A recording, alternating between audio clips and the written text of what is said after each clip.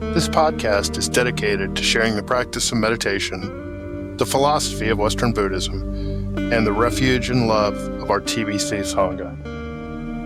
Offering solutions that are simple, practical, and true. We believe happiness and better health are available to all people and for all people. We are here each week to lend wisdom and support to all who are making or considering making this journey. This is On the Range.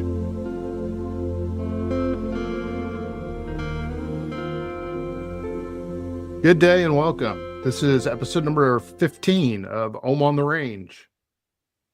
Each week we attempt to share stories, practices, and wisdom that lead to a happier and healthier life. I'm your host. My name is Whit, and because I understand my own limitations, we lean heavily on our co-host. And this week, Christine Cronin joins us in that role. Christine, welcome to the podcast. How are you doing? Thank you. I'm doing really good. How are you? Good. We're super happy to have you here. I know that being you is a full-time job, so thanks for making the time. Before we get going, do you want to share anything with our listeners so they get a better idea of who you are? Sure. Yeah. So I'm just super grateful to be here. Thank you so much for having me. I've been in the psychology world for over 20 years, and I've been on the Buddhist path for about 2 years now, like full blown, full throttle. And in my psychology world, I specialize in trauma, and I absolutely love helping people break free from their trauma and become the best version of themselves. That's like really what I live for, is helping people. So Great. So most of your work is one-on-one therapy or group therapy, or? it's kind of a combination of both. I would say majority is one-on-one, and then like 80% one-on-one, 20% group. Yeah, I work for the Veterans Administration, so. Okay. Well, there's plenty of work to be done there. That's great that you can share your time and your wisdom with a very well-deserving group. Yeah, absolutely. Thank you. I'm really grateful to be in that position to do that. So to start with, I wanted to talk a little bit about your book that you recently published. It is called Nature is Our Nurture, which, by the way, when I was practicing that, I got it reversed a couple of times. So I thought, you know what, if I don't get it right during the podcast, maybe Christine would just change the name of the book. So, but I got it right there. It's a great project. It's a wonderful book. I appreciate you not only sharing it, but creating it. So I was curious, how did the project come about? What motivated you to put this together? It's a lot of different things that just kind of came together all at the perfect time. So the first thing is at the point in my life that I thought of it all and put it all together, I had been really, really wanting to have a child, and I just wasn't really meeting anyone that I wanted to have a child with. And I was listening to Gabby Bernstein, who she's like really helps people with manifesting and everything. And she had said something like, whatever you're trying to manifest, think about the dream behind it. And I thought like, oh yeah, the dream behind wanting to have a child is like, I want to get back to the next generation. And so I made that more my goal, because like that was more within my control, because I, can't have a kid on my own kind of thing, So Because of biology, right? yeah. So I focused more on like, okay, how can I give back to the next generation? And I started like volunteering, watching kids and things like that. And then I was meditating one day, actually at Unity Temple, and I was meditating, and before I started meditating, I had just been looking around in nature, and I was like, I had this professor once, he was my applied linear modeling professor, surprisingly, who inspired me. But he made this comment that like nothing is truly invented. It's just everything comes from nature. And so ever since he said that, I would just look around in nature and be like, okay, what invention did that inspire? Or I would go the opposite way and say like, okay, what nature inspired like Gonzo from the Muppets, right? Because that's the weirdest looking character. And then I found it. It's like a type of seal in Monterey, California, with like a long nose. So I would just play that game for like years after my professor said that. And then it just, I don't know, I was just like really getting in my spirituality, and I just started seeing all these analogies through like these lessons, psychoeducation I was teaching my clients, and then I could see these examples in nature. And then it just like all came together. And then when it all came together, absolutely, I was actually meditating at Unity Temple in the Plaza. And I was like, oh my gosh, a children's picture book or like a picture book that everyone can enjoy that like shows these analogies in nature of these life lessons. It's like easy for people to understand. Like they don't have to read all the books I read to get the lessons, right? Like they can just Right. look at these pictures and have like a summary of what the lesson is and then hopefully plant a seed for whatever that helps them with in life, you know? So Well, that's really how it all came together. it's a beautiful presentation, and the text couples so well with the visuals. Was it difficult to put it together? Um, you know, it it wasn't. I think, it took me a few years. Like I would just kind of write the analogy and what the lesson was. Um, and then like I was kind of dragging it on a little bit, but then I ended up getting pregnant. I ended up meeting someone and getting pregnant and having a baby. And I actually finished it after I gave birth. Like, when I was like up at 3 a.m. with my baby, like she would like when I was on baby duty, because me and my partner, we would rotate shifts. And so I was on baby duty, like I would write it, So I finished it pretty fast during that time. And my mom, I have no idea how she did all that artwork, but she did all that artwork within like 6 months. But she just like really focused and got it done. So is your mom a professional artist, or I mean, I would say so. But she's not like, she is well, now? yeah, she's now.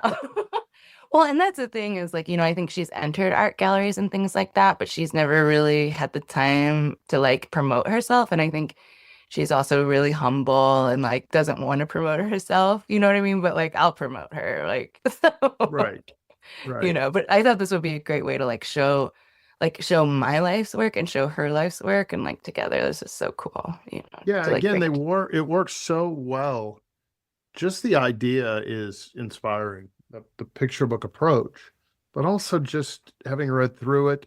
And by the way, you're kind enough to make a digital copy available to me before we put this together, and it comes off really well on the digital side. And sometimes that's not the case with books that lean on visuals. That's been my, I don't know whether it's the formatting or doesn't matter, whatever, for whatever reason, your work in particular really looked good in that format. And the actual physical book is like I said, is gorgeous. So Oh, congratulations thank on you. that. Thank you Um, so much. so what was the timeline? A couple of years, you think? Yeah, total a couple of years, but it was really like the last like 6 months that we really, I don't know, like me and my mom got supercharged somehow and like really just finished it fast. So, and I found a really good publisher too, who was like really reasonable. So I self-published, but they were also really helpful with providing editors and things like that. So. So what's the feeling that you've experienced now that the project is complete, available to the public?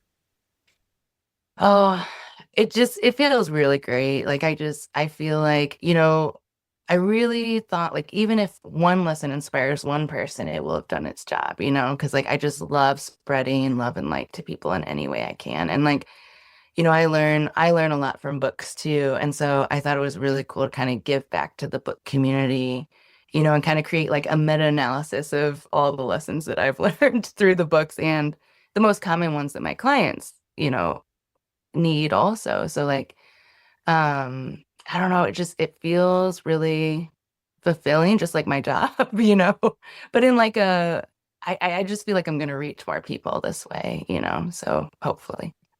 Was there any apprehension about sharing something? Uh, I think personal's fair. These are topics that are from the heart, which are so valuable. And again, it's certainly worth being a little uncomfortable to share and to reach more people. I get that, but I was just curious, was there some maybe a little anxiety to kind of put yourself out there? Yeah, yeah, a little bit. So I think, hitting the submit button for like, yeah, this is it, is that anxiety of like submitting the paper at school was like that times like 100. Because it was like, oh, this isn't just a paper, this is a book and it's going to everyone. And so it's up for criticism, it's up for all that. But I think it was, easy to lean into that anxiety because I'm so passionate about it. And because it's not only like I'm not I'm not looking for a grade here. I'm looking to just help people. And even if it's in the smallest way, and even like for my daughter, she'll have this book for her whole life to if she ever needs any life lessons, and so, She will. you know, Let so me go ahead and clue you in on that part. She will. yeah, right. But then, I can't be the one to give it to her because I'm a therapist and I'm her mom, you know what I mean? So like Right. you could just read the book. I don't have to tell her. Right. Right. It was in the book. You should have Yeah. seen that. So Yeah. what's your favorite part of the book?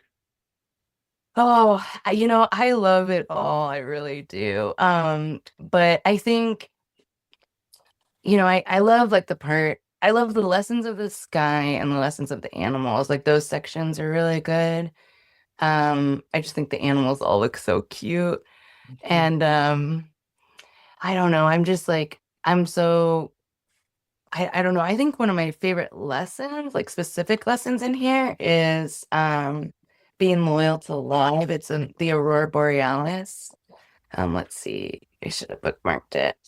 But it's in the final lessons because I didn't know what category that would necessarily go into. But yeah, it's choosing love over fear and basically talks about how like um um when we have love, there's no room for fear. And I just love that so much. And the picture of the Aurora Borealis is just so gorgeous. So yeah, but I really love the whole book. I mean, it just really depends like what I'm going through at the time of what I like the most. Sure. Sure. You know, the format, I mentioned it earlier, but it's so unique, at least to me. Certainly there have been people that have tried to take these kind of moving topics and maybe uh, try to make them more accessible, maybe more accessible to children, for example. But there's nothing, this book works on a lot of different levels, and the art is very accessible. I think that's a fair word, but it's also vibrant and it's a great mix of beautiful and playful. So I think that works so well with your writing too. It's fun to read and capture some of that wisdom, but then and see how it pairs with whatever the picture is. Uh, it's really a unique way of doing it. So again, I think that's fantastic that you guys were able to put that together. Thank you so much. I really love all those reflections. Thank you for saying that. So do you think you'll publish another book? Will this happen again? I don't know. I kept as when I was in the final editing stages, they were like, okay, are you done? And I was like, wait, one more lesson, one more lesson. I just kept like adding, and I was like, all right, I gotta stop at some point. Right. But I don't know. I might, add to it, or I might do other analogies. Like I was thinking I could do life lessons through car analogies for, maybe guys who don't want to like learn about nature, or women who don't want to learn about nature. Maybe they want to learn about cars. Like, maybe thinking about just different topics like that resonate with people better. But I don't know. I just honestly, I think I don't want to take away from it. So I don't think, Right. you know what I mean? Because, and the title Nature's Our Nurture, what I love about it is that like there's that long standing argument of like, is it nature or nurture? Right. But the answer is, and I also learned this from another professor, is that the answer is both, right? Like nature determines your line of capability and nurture determines where you fall in that line. And then like this is kind of just play on words of like nature is our nurture, like nature shows us what we need. Right. So it's just really, yeah, I don't know. I feel like if I wrote another book, it might take away from this. Yeah, this is not me being a podcast host here. This has just been my experience. A lot of times, what even if it's fiction or whatever the subject matter is, a lot of times the first version is unique and really captures, the subject matter well. Yeah. And then a lot of times what happens is if it gets popular, especially, then there's some pressure for the author to continue, whether it's a series or and I know that's not fair, and I know it doesn't happen all the time, but especially with really unique books, it's hard to recapture that. And again, I'm not telling you shouldn't do that or try. Certainly, if you're motivated. I did Yeah. not bring you on the podcast to tell you to stop being creative. But I just No. have noticed that it's like, hey, this book really spoke to me. And then the next four didn't really, they're maybe a derivative is a fair way of putting it, or maybe it was Yeah. me. And that's Could have been me. well, that is kind of how I feel about this book is that I feel like this is the one, and I'm just going to spend my energy promoting it now. And there's a lot of creativity in marketing. I mean, holy cow, marketing this book is a full-time job. Like, Yeah. it's almost like the marketing part's harder than the writing it, you know? Yeah. And I could see with your work on this, what might be the next step would be uh, classes or some sort of presentation, almost like a workbook, where you can capture some of the things you shared and help people apply it. And Oh, that's a great idea. yeah, Yeah. well, you'll have to cut me in on that deal. All So right. Once I start making profit, because right now, right, exactly. the This startup costs are a little high. Buddhist podcast took a weird turn there. Okay, let's talk about return on investment real quick. Yes. Um, so where can the public find the book, and how can they get a copy for themselves? Yeah, absolutely. Any major retailer, Barnes and Noble, Archway Publishing is the publisher I went through, and they're connected with Simon and Schuster. So I'm hoping Simon and Schuster will pick me up and then we'll make it big. But again, I'm not here for the money. I'm here for spreading the love. Yeah. But I wouldn't recommend buying it on Amazon, and I hate to say that, but it's just their printers are not as high quality as Archway or Barnes and Noble. So they won't get the full effect of the pictures if they buy it on Amazon, unfortunately. Yeah, And it's the same price. the version that you shared with me is amazing, and again, it's that perfect mix of of art and wisdom, and again, a little playfulness. It just that accessibility, I think, is the key, especially with topics like this that can be heavy and hard to reach for some people. I don't know if heavy is the right word, but people tend to take them seriously, and Yeah. especially if you're new to it, you're looking for an answer. That can be stressful. So I thought again, did a great job with that. So Thank you. anything else you want to share about the book? No, just that I hope it helps whoever reads it, even if it's just one lesson, but hopefully they all are helpful at some point in your life. So yeah. Right. So as the goal of the podcast has always been to just help people, much like your book, be happier and healthier. That's the boiled down mission statement for on the Range. And so what that means is we try to share a little bit about Western Buddhism and meditation and the power of Sangha. So I was hoping what we could do now is just talk a little bit about your practice and kind of where you are at this point. So do you want to share how you got started with Western Buddhism? Yeah, yeah. Well, so when I was a lot younger, so I was raised Catholic and I wasn't like fully in that boat. So I'd always been curious about different religions and I kind of explored Buddhism.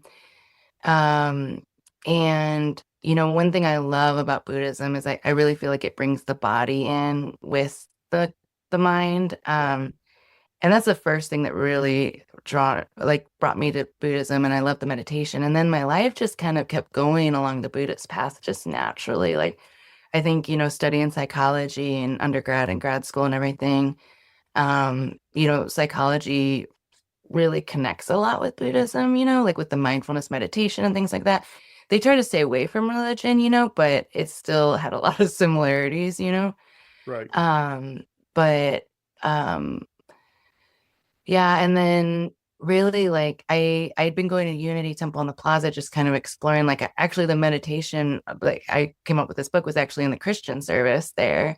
And then, but I was kind of going between TBC and the Christian service. And then about 2 years ago, I really started going to the Buddhist Temple Center like consistently. And then I went on a Buddhist retreat about a year ago in Crestone with the Sangha at Right. TBC. And we just all bonded and it was just incredible. And I just love it so much. I love how, Buddhism teaches about detachment and just, it's just incredible. Like, yeah. Do you find that Western Buddhism dovetails well with your love of nature? Does that Oh, does that yeah. help, or kind of maybe explain, not explain the big, but explain how you got here better? Because I've always found that to be true. It's like, I love that tree. It's like, okay, well, Yeah. you're either a druid or you're a Buddhist, and I don't know what a druid is, so I'm gonna be a Buddhist. That's There you funny. go. Yeah. Well, that too. Yeah, I've always loved nature. Like I've always felt like so connected to myself when I'm in nature. And so yeah, it's just amazing like how, I was reading this book. Oh, I can't. The Seed of the Soul. Have you heard of it? No, I've not. Okay, it's really good. One of the chapters they talk about is having reverence for everything. And what he meant by that was like seeing life in everything, even like inanimate objects. So it was like really a cool chapter. But I've always felt that way with nature of just having like feeling so connected to the life in nature. And I think, that's also what I love about Buddhism too.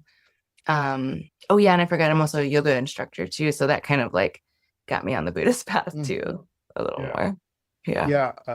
Yeah. We see a lot of that at TBC, and I think in general, a lot of people who practice Western Buddhism, probably a lot of people who practice Buddhism worldwide, are familiar with yoga, and can see the wisdom and being able to connect with the body, and connecting with feelings and emotions, but divorcing oneself from the stories that we tend to kind of latch together when we're not more aware.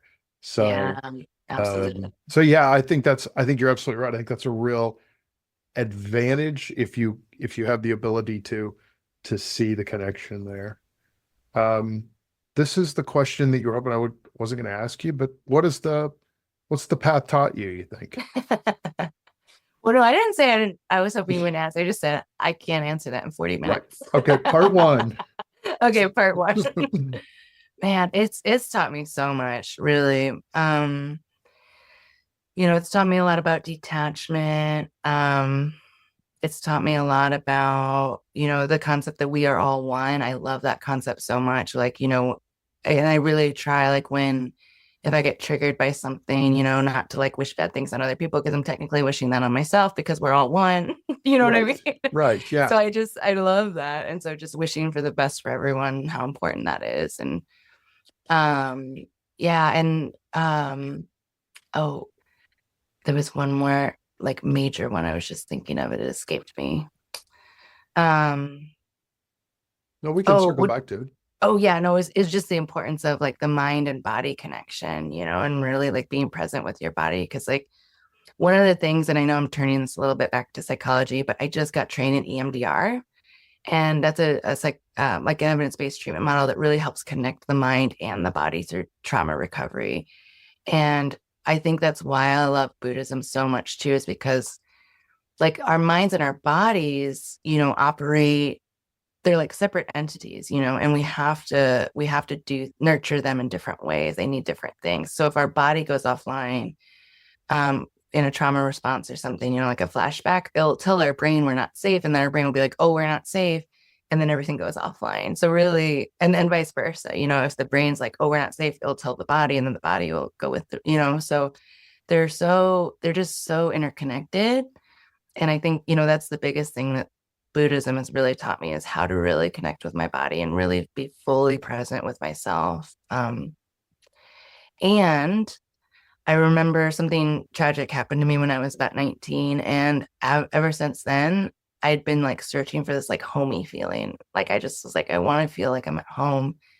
And Buddhism has taught me that like my breath is home. I can be arriving at home in this very moment, no matter where I am, no matter what I'm doing. Right. Yeah. So what's your practice look like right now? Well, so I go to TBC every Sunday or I stream it if I'm sick and can't make it. That's really nice that they have the streaming service. Right. Um, and so I do that, and then I try to there's another Sangha video call on Wednesdays from that retreat I went to in Crestone. Try Hmm. to do that every Wednesday. And then every day, every morning I try to do about like at least 20 minutes of yoga, just like not vinyasa, not like the standard, like the popular one, but more like restorative or yin, which is like really relaxing to the body and it puts you in poses that calm the vagus nerve, which is like our emotion regulation nerve and things like that. So I do that yoga, and then I do a meditation, kind of like one that I've made up. I don't know if you want to hear what it is, but I do that meditation every morning. Well, I feel like we have to now. Well, I'm really proud of it. So, because I feel like I'm capturing everything in the meditation, but I just sit there. I'm fully present with myself. I picture like a light coming down from the sky, like being inspired by like, a higher power of whatever kind. And then I picture roots at my feet grounding in the earth to be grounded. And then I picture my heart glowing so bright that like no matter what's around me, it's gonna like outshine it in terms of positivity, not like in terms of attention, but Right. but just like that glow is gonna be more powerful than any like negativity that comes in, you know. How does that make you feel?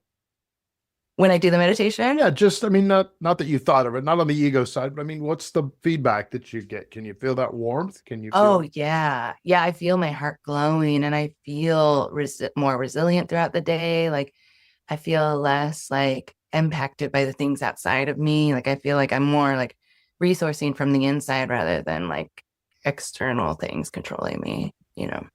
would you say that for your practice, that connection between mind and body has been the most helpful, most positive thing you've gained? Yeah, I think so. Cause I think that's kind of like where it all started. Cause like once, and I tell this to patients and clients all the time that like, we can only connect with other people as much as we're connected to ourselves, right? Right, right. And so, yeah, like until I started really connecting with my mind and my body, I wasn't able to connect with other people like that. So, yeah. Yeah, it's interesting.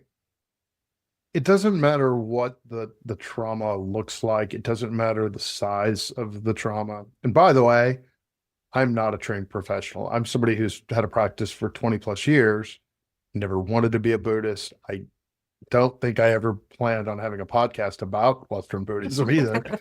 But through my practice, I realized that the benefits were accessible to everyone. And yeah, it takes time, but you do get benefits quickly. It might be in small amounts. It's never as quick or as big as you want. But let's face it, you've been carrying around trauma from all your life, and most of us don't know what to do about it. And where I was going with this is that it doesn't matter if it's mental or spiritual or physical or a combination thereof. A meditation practice, at least at the bare minimum, helps you, one, relieve some stress, but also it allows you to build some space so you can, I was going to say deal with those things. That's not exactly right, but you can be aware of them. You can apply some awareness there and accept what they are. It doesn't mean you're not going to change stuff, but Yeah. just having that space to do that kind of flips the script with that trauma you're carrying around. It Yeah. gives, like I said, it gives you an activity. Now, the activity is doing nothing, of course, but it does. And one of the things I learned pretty quickly was I didn't have a lot of trauma per se. I had some things just like everybody does. I don't know where it came from or what it was, but I made it a pact or a mantra for me that whatever came up was welcome. And again, it Yeah. changed the idea of, oh, I don't want to think about that, or I don't want to talk about that. I don't want to remember that, to I'm not going to dwell on that, but that's how I remember it. That's how it feels. I'm aware of it. I accept it. And then, it would drift across the sky a little bit. I've Yeah. mixed a couple of metaphors, but so Yeah. No, that's awesome. And that's one thing I tell folks too, is that it's so important for us to treat our feelings like they're our friends, right? They're our messengers. They're here to help us. And if we disown our feelings, we're disowning a part of ourselves because that is a part of us. So then we disconnect from self, we disconnect from others, we disconnect from community and a higher power. Like it all starts with a connection with self. So that's a beautiful practice you have of like just being present with your feelings, like saying, hey, you're here, I accept you, do your thing. And then also like shift and don't ruminate. Right. Like right, right. Yeah, it's amazing. And like I said, my motivation has always been, if I can do it, then anyone can do it. And if these are the benefits that you get, then everyone should do it. In fact, I even go so far when I'm working with groups to just hey, if you're not sure that you want to do this for you, you should do it for everybody else in the world because it makes you less stressed and easier for everybody else to deal with. So, Oh, that's if you really want to beautiful. help the world, here's what you do. You sit for 5 minutes and and you just be the authentic version of you because that version is the one we need. And that one's plenty good and plenty valuable. So, Wow, that's really beautiful. Yeah. well, occasionally I have my moments.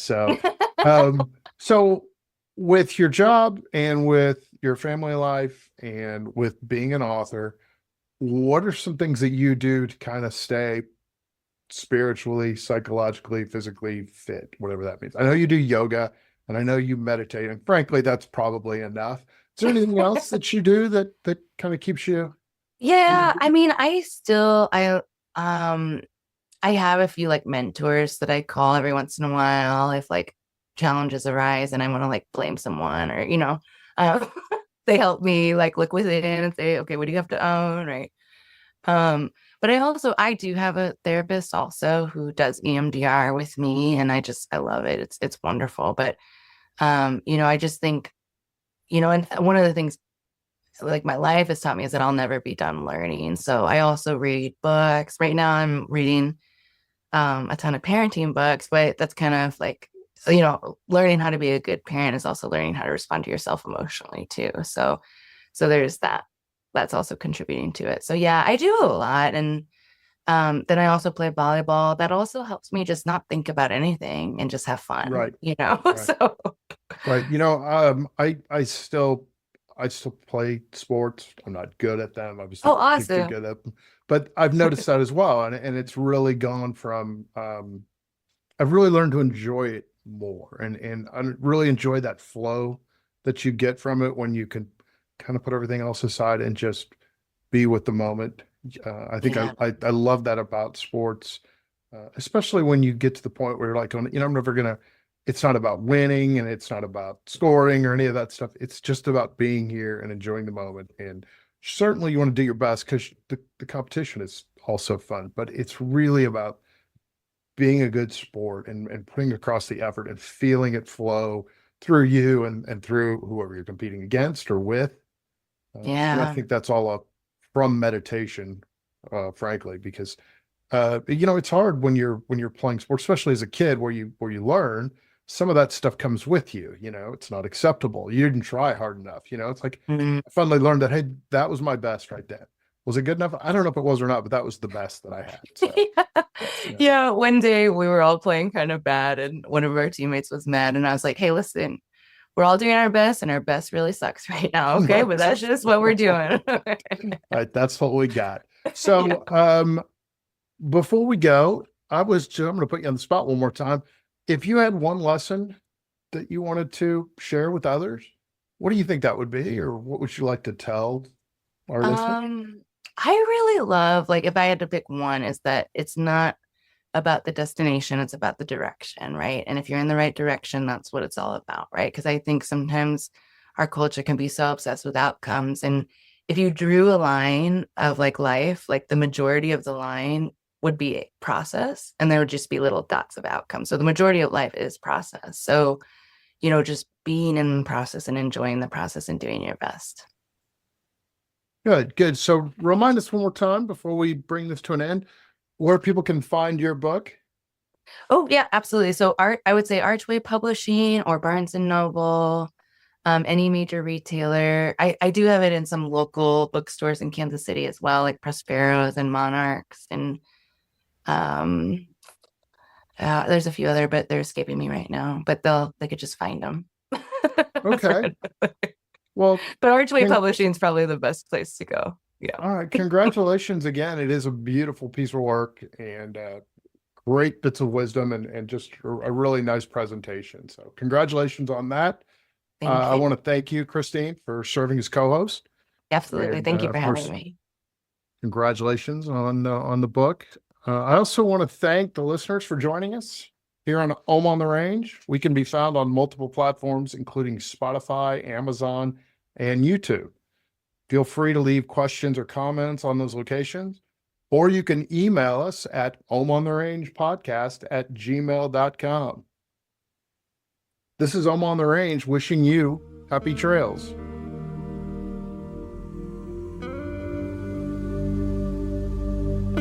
Thank you to Mr. Tim Behrens for producing this episode, and thank you to Brad Athey for providing the music. And thank you to our listeners for joining us on this journey as we discuss meditation and Western Buddhism and celebrate the path to a happier and healthier life. Less suffering and more joy are available to all people. While we cannot control what happens to us, we can control how we react. It just takes practice. Until next time, stay grounded and find peace in the simple, practical solutions. This is Om on the Range, wishing you happy trails.